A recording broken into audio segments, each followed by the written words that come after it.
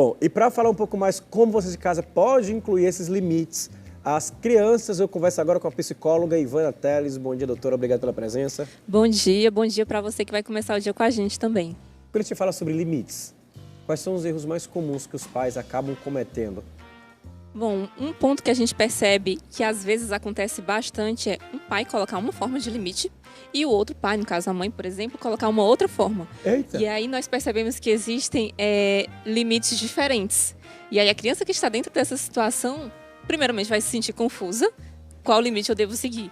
E aí a gente sabe que o limite que for mais tranquilo, mais relaxado, digamos assim, vai ser algo mais fácil para ela colocar no dia a dia dela. E aí, na hora de colocar um combinado dos dois pais, vai existir esse conflito. Por isso que, às vezes, a criança obedece a um pai, mas a outro não. E aí, quando não consegue algo com um, vai para o outro. Então, o primeiro ponto é combinar um limite só, uma regra só, entre os responsáveis pela criança. E queria falar também sobre fase. Depende muito da fase da criança, da fase da idade ali, em relação a respeitar os limites, ou como é que o pai deve, de uma certa forma, negociar tudo isso. A gente percebe que existe também a questão da capacidade maturacional da criança. Então, a gente precisa estar atento às fases que a criança está inserida para colocar o limite compatível com essas fases.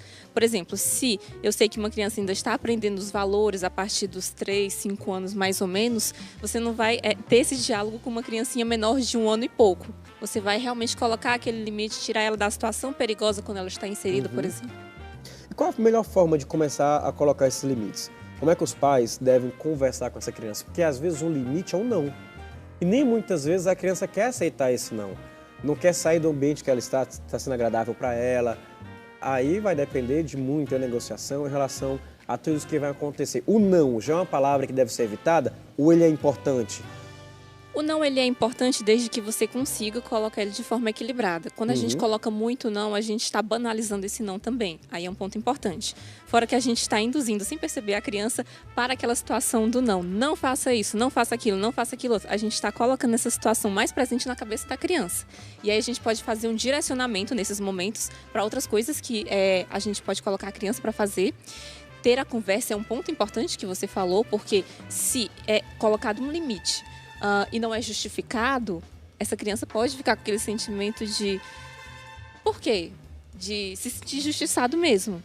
E aí apresentar uma certa dificuldade em seguir aquele combinado. Então, conversar antes é algo importante. É claro que a criança ela não vai aprender no mesmo momento, naquela primeira conversa, naquele primeiro colocar de limites. Mas é algo que a gente precisa fazer continuamente. Entendi. Agora, quando a gente fala sobre a importância desse limite na formação da criança, na formação do caráter, muitas vezes, dos valores da criança, como incluir?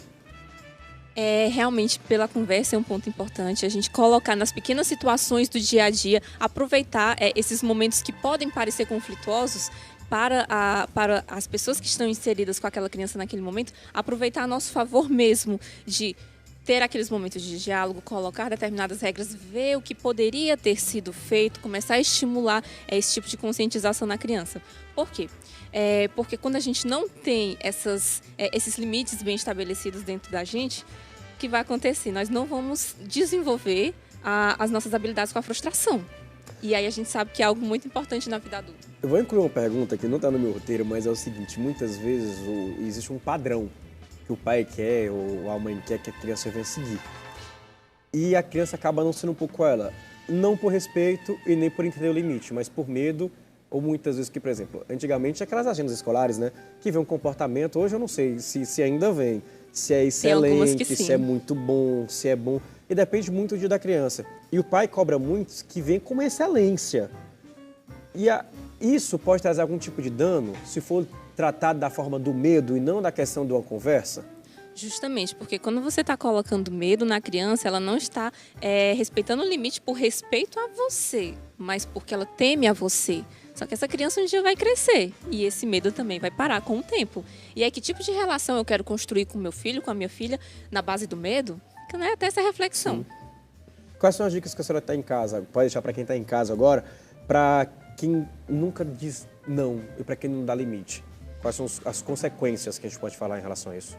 As consequências e a dificuldade da própria pessoa em conseguir lidar com a frustração. A gente sabe que no mundo adulto a gente lida muito com o não pode, com os imprevistos.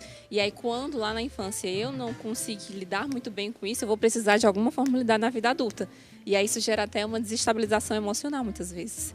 Além disso, quando essa criança ela não está lidando com esse não está recebendo esse não está recebendo esse limite, ela não vai conseguir muitas vezes estar inserida de uma forma bacana nos grupos, que existem regras também, nas brincadeiras com outras crianças, em grupos com outras pessoas. E aí, normalmente a tendência é essa pessoa ser um pouco mais isolada. E aí a gente percebe esses pontos negativos quando os limites não são colocados. Quando essa pessoa se torna adulta, a gente está falando muito de limites e regras na infância, mas a gente sabe que existem leis para nós adultos. E aí, quando esses limites não são colocados lá atrás, essa pessoa pode, inclusive, ter dificuldade em lidar com as leis existentes, infringindo em algum momento também. Entendi. Doutora, muito obrigado pela sua presença aqui hoje com a gente, tá? Eu que agradeço. Bom dia.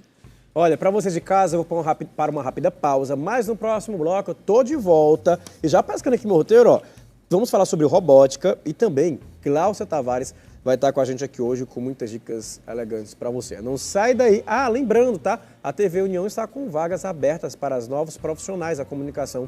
Se você é editor, cinegrafista ou até mesmo motorista, você pode entrar em contato com a gente através de 3486-1730 ou entregar seu currículo na Rua Vicente Leite, 1695, sede da emissora, aqui no bairro Aldeota, próximo ao Colégio Santa Cecília. Eu vou para uma rápida pausa e eu volto já.